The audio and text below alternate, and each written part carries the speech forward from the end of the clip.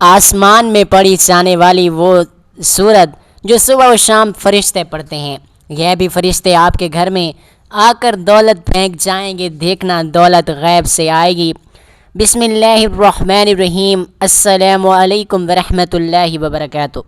محترم ناظرین اکرام، آسمان میں پڑھی جانے والی وہ سورت جس کی تلاوت صبح اور شام فرشتے کرتے رہتے ہیں۔ ناظرین، قرآن مجید کی تلاوت کرنے والا قیامت کے روز قرآن مجید لکھنے والے معزز فرشتوں کے ساتھ ہوگا، اور اٹک اٹک کر مشقت سے پڑھنے والوں کو تلاوت کا دوہرا ثواب ملتا ہے۔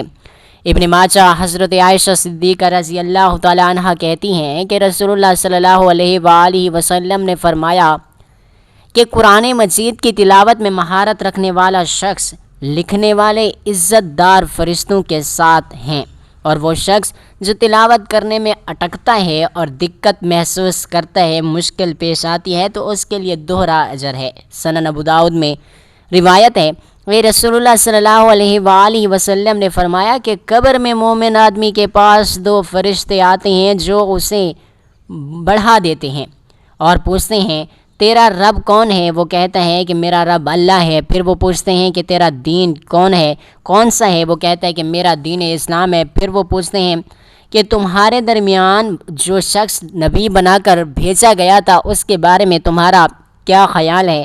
تو وہ جواب دیتا ہے کہ وہ اللہ پاک کے رسول صلی اللہ علیہ وآلہ وسلم ہیں۔ فرشتے پوچھتے ہیں تمہیں یہ ساری باتیں کیسے معلوم ہوئیں؟ تو وہ آدمی کہتا ہے کہ میں نے اللہ پاک کی کتاب سے پڑھی، یعنی قرآن پاک سے پڑھی ہیں، اس پر ایمان لایا ہے اور اس کی تصدیق کی۔ تو یہ ہے دنیا میں قرآن پڑھنے کی فضیلت اور فائدے، کہ جو بندہ دنیا میں قرآن مجید کو پڑھتا ہے اس کو نہ صرف دنیا میں فائدے ملتے ہیں بلکہ آخرت میں بھی وہ شخص کامیاب و کامران ہوتا ہے۔ تو ناظرین، قرآن کی وہ سورت جس کی تلاوت فرشتے صبح و شام آسمان پر کرتے رہتے ہیں، یہ وہ سورت ہے کہ جس کی تلاوت روز محشر اللہ پاک خود تلاوت فرمائیں گے۔ اس کی زیادہ سے زیادہ تلاوت کرنے سے اللہ پاک آپ سے خوش ہوں گے، فرشتے دن رات آپ کے لیے دعائیں کرتے رہیں گے۔ محترم ناظرین اکرام، اگر آپ بھی غربت کا شکار ہیں، تنگ دستی کا شکار ہیں، گھر کے حالات خراب ہیں، تو آج کا یہ وظیفہ ہے وہ آپ نے کر لینا ہے انشاءاللہ۔ اللہ پاک کے حکم سے یہ قرآن پاک کی سورت کا وہ وظیفہ ہے جو اللہ رب العزت اس عمل کی برکت سے آپ کو ایسی عزت عطا فرمائے، ایسی دولت عطا فرمائے، ایسی شانیں آپ کو عطا فرمائے کہ آپ راضی ہو جائیں گے۔ آپ کے معاشرے میں آپ کی عزت ہوگی، جیسے میں بتاؤں گا ویسے ہی آپ نے صرف اور صرف ایک مرتبہ اس عمل کو کر لینا ہے۔ ناظرین، آج کا وظیفہ ایسا مجرب اور آزمودہ اور باکمال وظیفہ ہے، یہ وظیفہ آپ کریں گے اور آپ مالا مال ہو جائیں گے، کیونکہ سورۃ الکوثر کا وظیفہ رزق میں برکت کے لیے بہت زیادہ مجرب ہے۔ ہر کوئی سورۃ الکوثر کی فضیلت کے بارے میں بہت اچھے طریقے سے جانتا ہے۔ یہ سورت قرآن مجید کی سب سے چھوٹی سورت، سب سے لاڈلی سورت، لیکن اس کے فائدے بہت زیادہ ہیں۔ یہ سورت خاص طور پر رزق میں برکت کے لیے بہت ہی مجرب عمل ہے۔ جو کوئی یہ وظیفہ کر لیتا ہے تو ایک دن کے اندر ارب پتی بن جائے گا۔ محترم ناظرین و کرام، ابتدا میں حضرت رابعہ بصری رحمۃ اللہ علیہ کے حسن اور جمال کی دھوم مچی ہوئی تھی، مگر جوانی کے شب و روز انہوں نے یاد الہی میں گزار دیے۔ ان کے چہرے پر پاکیزہ نقاب تھا کہ دیکھنے والوں کی نگاہیں خود بخود جھک جاتی تھیں۔ اس زمانے میں ایک نوجوان نے انہیں رات کے وقت ایک قبرستان میں چاند کی طرح دمکتے ہوئے چہرے کے ساتھ دیکھ لیا۔ آپ رحمۃ اللہ علیہ کو کوئی غیر مری خیالی مخلوق سمجھ کر بھاگ کھڑا ہوا، لیکن دوسری صبح جب وہی چہرہ اسے بصرے کے ایک بازار میں نظر آیا تو وہ عقل و خرد سے ہاتھ دھو بیٹھا اور رات دن اس کے تصور میں رہنے لگا۔ آخر دل کے ہاتھ مجبور ہو گیا تو لوگوں سے پتہ پوچھتا ہوا حضرت رابعہ بصری رحمۃ اللہ علیہ کے گھر جا پہنچا۔ آپ کہا کرتی تھیں کہ دل کے دروازے ہمیشہ کھلے رکھو، کیا معلوم محبوب کس وقت دستک دے دے، مگر گھر کے دروازے بند ہوں یا کھلے ہوئے ہوں اس کی دانست میں برابر تھے۔ نوجوان کو خلاف توقع ان کا دروازہ کھلا ہوا ملا۔ اس نے اپنے دل کی دھڑکنوں پر بڑی مشکل سے قابو پایا۔ رات کا وقت تھا، اندر چراغ روشن تھا، یہ سوچ کر بے باکی سے اندر داخل ہو گیا کہ حال دل سنا دینے میں کیا حرج ہے، زیادہ سے زیادہ انکار ہی تو ہو جائے گا۔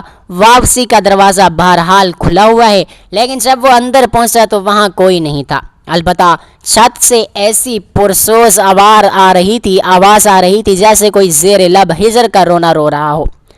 نوجوان تیزی سے سینے چڑھ گیا۔ حضرت رابعہ بصری عشاء کی نماز سے فارغ ہو کر ثناء خوانی کر رہی تھیں۔ پروردگار ستارے روشن ہو گئے، لوگ سو گئے، بادشاہوں نے دروازے بند کر لیے۔ ہر محبوب اپنے محبوب سے محو راز و نیاز ہے اور میں تیرے سامنے کھڑی ہوں۔ نوجوان پر سکتہ طاری ہو گیا۔ اسی اثنا میں حضرت رابعہ بصری رحمۃ اللہ علیہ نے پلٹ کر اسے ایسی قہر آلود نظروں سے دیکھا کہ اس کی زبان گنگ ہو گئی۔ رابعہ رحمۃ اللہ علیہ نے اس کے قریب آ کر پوچھا، کیا تم مجھ سے شادی کی درخواست کرنے آئے ہو؟ نوجوان نے لرزتی ہوئی زبان کی طرح، تیرا دل بھی چھپ ہو جائے تو جس راستے سے آیا ہے اسی راستے سے لوٹ جا۔ نوجوان صرف آنکھوں سے التجا کر سکتا تھا کہ نیک خاتون میری گویائی مجھے واپس دے دے، میں تیرے مرتبے سے واقف نہیں تھا، مجھ سے غلطی ہوئی، مجھے معاف کر دے۔ لا علمی ہمیشہ قابل معافی ہوتی ہے۔ اس کے خاموش آنسوں کے جواب میں حضرت رابعہ بصری رحمۃ اللہ علیہ نے کیا کہا، نوجوان تو نے اگر مجھ سے کوئی زیادتی کی ہوتی تو میں تجھے یقیناً معاف کر دیتی۔ میں نے خود کو بہت پہلے اپنے رب کے حوالے کر دیا تھا، اب یہ معاملہ تیرے اور رب کے درمیان ہے۔ معافی مانگنا ہے تو اس سے مانگ، تو صدقے دل سے توبہ کرنے کا ارادہ کرے تو شاید توبہ کی طرف تیری زبان کھل جائے۔ یہ کہہ کر وہ نماز کے لیے کھڑی ہو گئی۔ نوجوان بھی بے اختیار سجدے میں گر گیا اور وہ رو رہا تھا، نامعلوم کب تک روتا رہا۔ جب اسے ہوش آیا تو زبان کھل چکی تھی اور توبہ توبہ کا ورد زبان پر بھی تھا۔ اس کے بعد سالیہ سال تک ایک مزدور گرمی جاڑے اور برسات سے بے نیاز ہو کر دیوانہ وار توبہ کر کے نعرے لگاتا رہا۔ اس کے نعروں سے بصرے کی راتیں گونج اٹھتی تھیں اور بچے سہم کے ماؤں کے سینے میں دب کر سوتے تھے۔ آخر ایک دن وہ مزدور اچانک ہی کہیں غائب ہو گیا، پھر کبھی اس کا پتہ نہ چلا۔ وہ مزدور یہی مذکورہ جوان تھا جو حضرت رابعہ بصری رحمۃ اللہ علیہ کی بدولت ہی دربار خداوندی میں مقبول ہوا۔ ناظرین، شریعت اسلامیہ میں مساکین اور غریبوں کو کھانا کھلانے اور ان کی دنیاوی ضرورتوں کو پورا کرنے کی بار بار ترغیب اور تعلیم دی گئی ہے۔ حضور پاک صلی اللہ علیہ وآلہ وسلم سے سوال کیا گیا کہ اسلام میں کون سا عمل زیادہ افضل ہے؟ آپ نے فرمایا کہ لوگوں کو کھانا کھلانا اور ہر شخص کو سلام کرنا، خواہ اس کو پہچانو یا نہ پہچانو۔ اسی طرح فرمان رسول ہے، جو شخص مومن کی کوئی دنیاوی مشکل دور کرے گا، اللہ تعالیٰ قیامت کی سختیوں میں سے اس پر سے ایک سختی کو دور کر دے گا، اور جو شخص کسی تنگ دست پر سہولت کرے گا، اللہ تبارک و تعالیٰ دنیا اور آخرت میں اس پر سہولت کرے گا۔ جب تک کہ بندہ اپنے بھائی کی مدد میں لگا رہتا ہے، اللہ تبارک و تعالیٰ بھی اس کی مدد میں رہتا ہے۔ نماز کی ادائیگی میں کوتاہی کرنے والوں کو جہنم میں ڈالا جائے گا۔ قرآن اور حدیث کی روشنی میں پوری امت مسلمہ کا اتفاق ہے کہ فرض نماز جان بوجھ کر چھوڑنا بہت بڑا گناہ ہے۔ شریعت اسلامیہ میں زنا کرنے، چوری کرنے اور شراب پینے سے بھی بڑا گناہ نماز کا ترک کرنا ہے۔ نماز میں کوتاہی کرنے والوں کی سزا کے متعلق صرف 3 آیات پیش ہیں۔ ان نمازیوں کے لیے خرابی اور ویل ہے نامی جہنم کی جگہ ہے جو نماز سے غافل ہیں، اور اس سے وہ لوگ مراد ہیں جو نماز یا تو پڑھتے ہی نہیں ہیں یا پہلے پڑھتے رہے ہیں پھر سو گئے ہیں، جب جی چاہتا ہے پڑھ لیتے ہیں یا تاخیر سے پڑھنے کو معمول بنا لیتے ہیں۔ یہ سارے مفہوم اس میں آ جاتے ہیں، اس لیے نماز کی مذکورہ ساری کوتاہیوں سے بچنا چاہیے۔ پھر ان کے بعد ایسے ناخلف پیدا ہوئے کہ انہوں نے نماز ضائع کر دی اور نفسانی خواہشوں کے پیچھے پڑ گئے، وہ غی میں ڈالے جائیں گے۔ نماز نہ پڑھنے والوں کو جہنم کی انتہائی گہری اور شدید گرم وادی میں ڈالا جائے گا، جہاں خون اور پیپ بہتا ہے۔ تمہیں دوزخ میں کس چیز نے ڈالا؟ وہ جواب دیں گے کہ ہم نہ نمازی تھے، نہ مسکین کو کھانا کھلاتے تھے۔ اور اہل جنت کے بالا خانوں میں بیٹھے جہنمیوں سے سوال کریں گے کہ کس وجہ سے تمہیں جہنم میں ڈالا گیا؟ تو وہ جواب دیں گے کہ ہم دنیا میں نہ نماز پڑھتے تھے اور نہ ہی مسکین کو کھانا کھلاتے تھے۔ غور فرمائیے کہ جہنمی لوگ نے جہنم میں ڈالے جانے کی سب سے پہلی وجہ نماز نہ پڑھنا بتایا، کیونکہ نماز ایمان کے بعد اسلام کا اہم اور بنیادی رکن ہے جو ہر مسلمان کے ذمے ہے۔ قرآن و سنت کی روشنی میں امت مسلمہ کا اجماع ہے کہ جو شخص زکوٰۃ کے فرض ہونے کا انکار کرے وہ کافر ہے اور زکوٰۃ کی ادائیگی نہ کرنے والا گناہ کبیرہ کا مرتکب ہے، جس پر آخرت میں سخت سزائیں دی جائیں گی اگر مرنے سے قبل اس نے سچی توبہ نہیں کی۔ سورۃ التوبہ آیت نمبر 34-35 میں اللہ تعالیٰ نے ان لوگوں کے لیے بڑی سخت وعید بیان فرمائی ہے جو اپنے مال کی کماحقوں کو زکوٰۃ نہیں نکالتے۔ اس سورت کے آخری لفظ معاون کے معنی معمولی چیز سے کیا گیا ہے کہ اس لفظ کے نام پر سورت کا نام معاون رکھا گیا۔ اصل میں معاون ان برتنے کی معمولی چیزوں کو کہتے ہیں جو عام طور سے ایک دوسرے سے مانگ لیا کرتے ہیں، جیسے برتن وغیرہ۔ پھر ہر قسم کی معمولی چیز کو بھی معاون کہتے ہیں۔ بعض صحابہ کرام نے اس کی تفسیر زکوٰۃ سے کی ہے کیونکہ وہ بھی انسان کی دولت کا معمول 40واں حصہ ہوتا ہے۔ اس صورت میں ہمارے لیے سبق اللہ اور اس کے رسول پر ایمان کے ساتھ آخرت کی جزا اور سزا پر ایمان لانا، یتیموں کی کفالت کرنے میں بڑھ چڑھ کر حصہ لینا، مسکین و محتاج لوگوں کی دنیاوی ضرورتوں کو پورا کرنے میں سبقت کرنا۔ اگر خود غریب لوگوں کی مدد نہیں کر سکتے تو کم سے کم ایسے کام میں شریک ہونا جن کے ذریعے غریب لوگوں کی مدد کی جا رہی ہو۔ خشوع اور خضوع کے ساتھ فرض نماز کا اہتمام کرنا، فرض نماز کے ساتھ سنت نوافل کی بھی پابندی کرنا۔ ہر نیک عمل صرف اور صرف اللہ پاک کی رضا اور جوئی کے لیے کرنا ریاکاری اور شہرت اعمال کی بربادی کا سبب ہے۔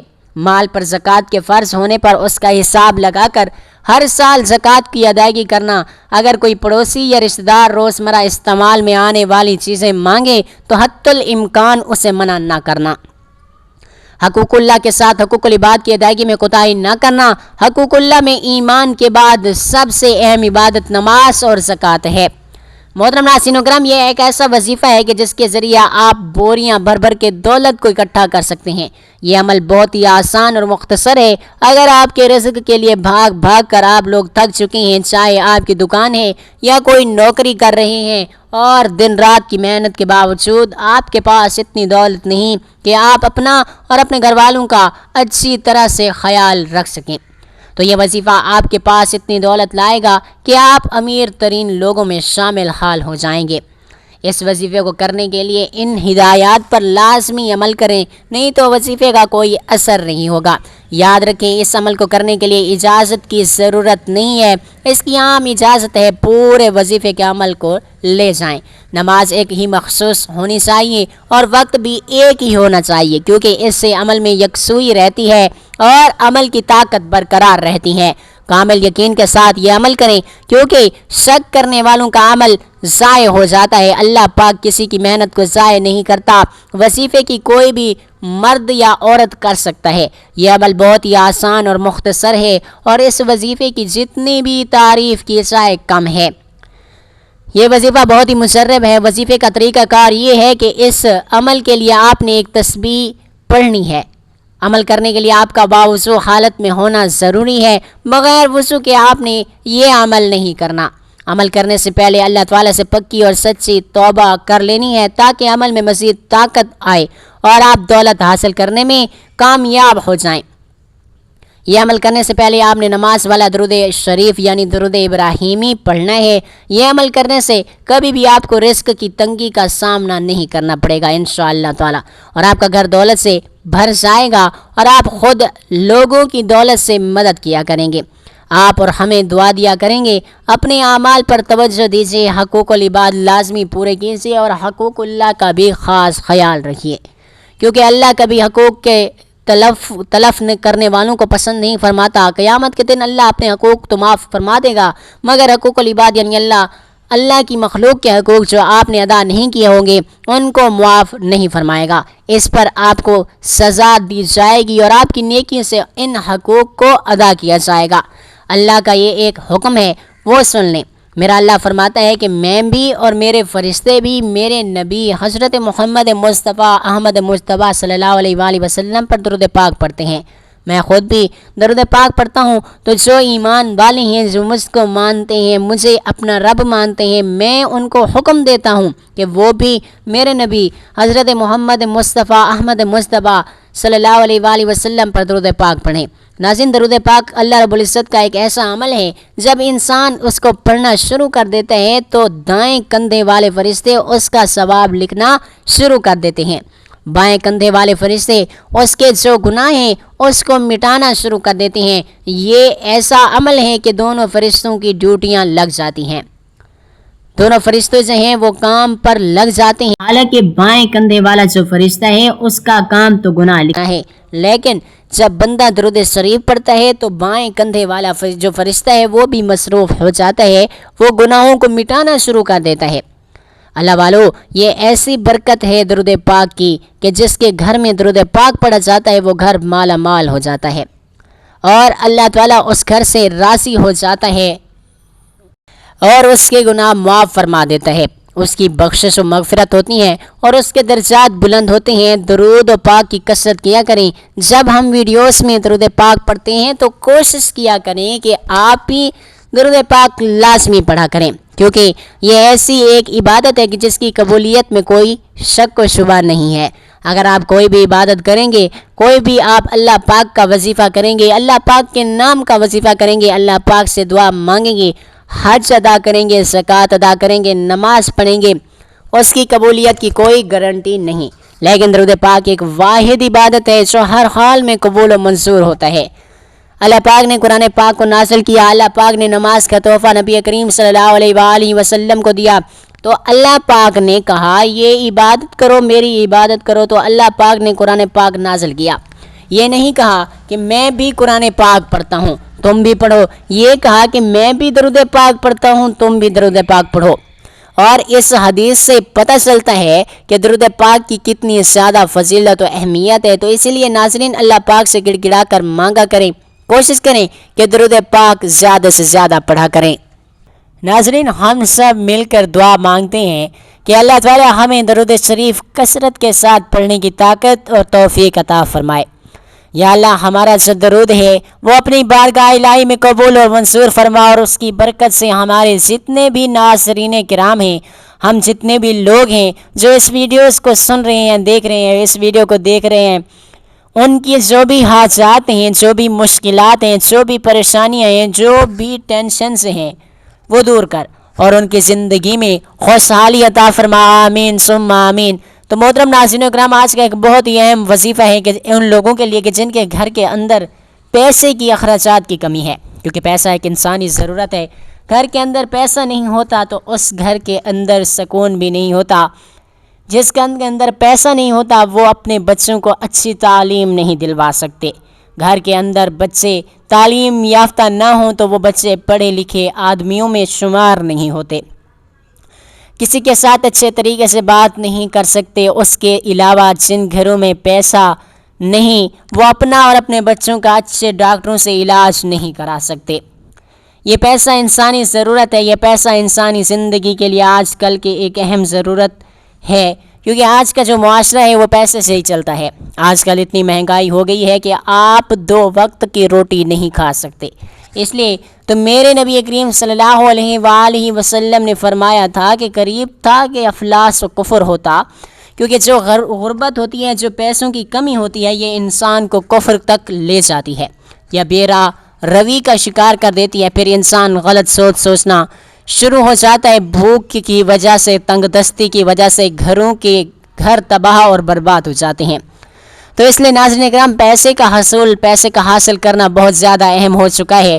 اللہ والو، آج کے دن جو کوئی یہ وظیفہ کر کے اپنے رب کے حضور، رب کے سامنے ہاتھوں کو اٹھا کر اللہ پاک کے سامنے گڑ گڑا کر رو کر دعائیں مانگے گا تو میرا رب اس کو وہ عطا کرے گا، کیونکہ میرا اللہ خوش ہوتا ہے جب انسان اللہ پاک کو یاد کرتا ہے، تو میرا رب خوشی سے اس انسان کے دل کی خواہش کو پورا فرما دیتے ہیں۔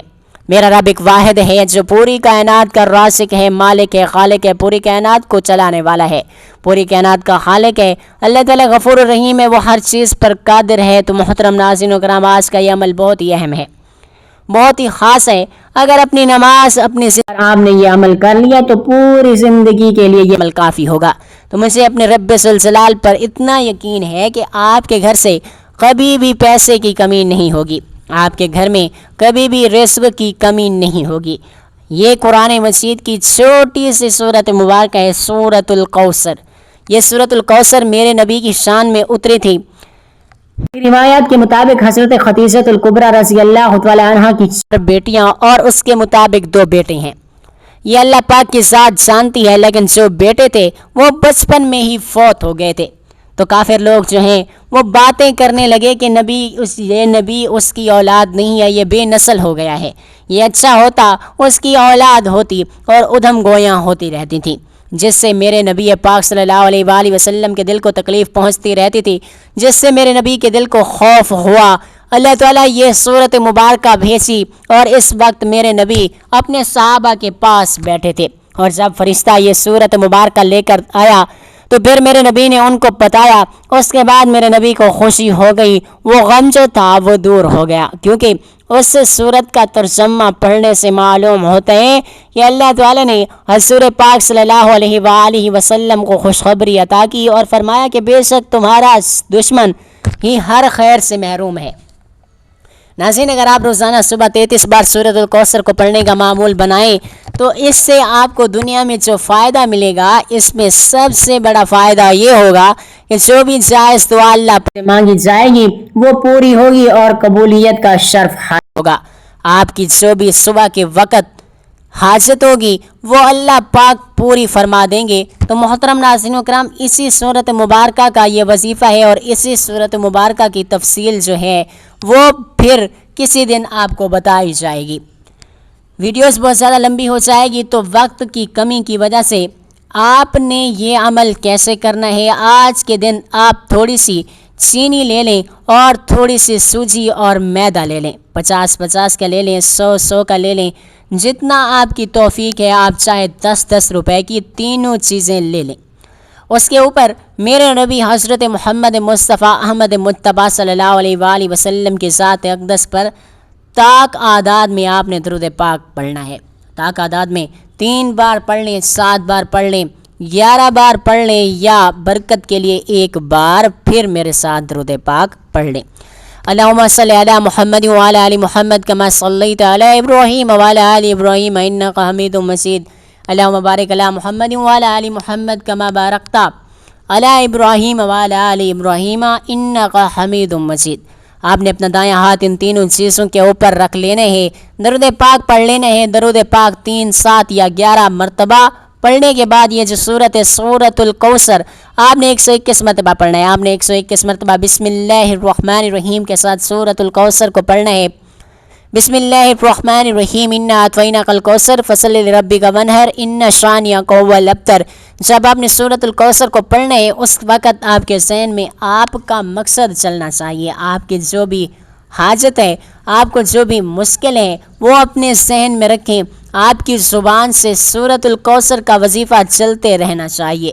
اس کے بعد آپ نے دوبارہ پھر درود پاک پڑھ لینے، اور اس کے بعد درود پاک پڑھ کر آپ نے خاموشی کے ساتھ جہاں پر کپڑے کیڑے مکوڑے ہیں، چونٹیاں ہیں، گھروں میں ہیں، باہر ہیں، راستے پہ ہیں، سڑک پہ ہیں، وہاں پر پھینک دینا ہے بس۔ اور دل کے اندر اپنے رزق کے لیے اللہ پاک سے آپ نے تصور کرنا ہے، جو بھی آپ کی خصوصی حاجات ہیں، مشکلات ہیں، آپ کی خواہشات ہیں، ان کا تصور اپنے دل میں رکھنا ہے۔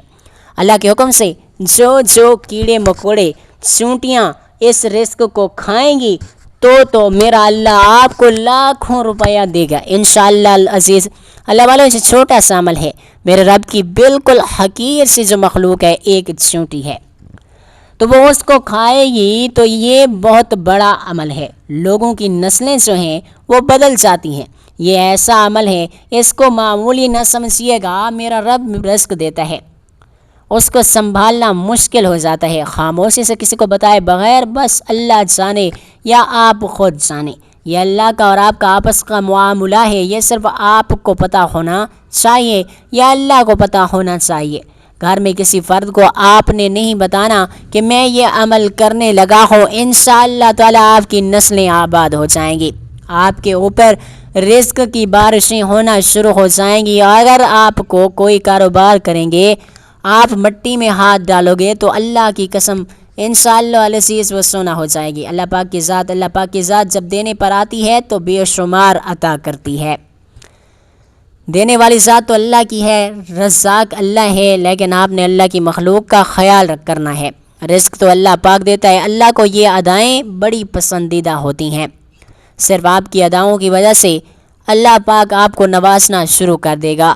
تو اس کے ساتھ ساتھ آپ نے نماز کی پابندی لازمی کرنی ہے اور حسب سویق صدقہ و خیرات بھی دیتے رہنا ہے۔ اللہ پاک ہمیں اس عمل کی توفیق عطا فرمائے۔ اللہ پاک سے دعا ہے کہ اللہ پاک میرا سنانا اور آپ کا سننا اپنی بارگاہ الہی میں قبول و منظور فرمائے۔ آمین ثم آمین یا رب العالمین۔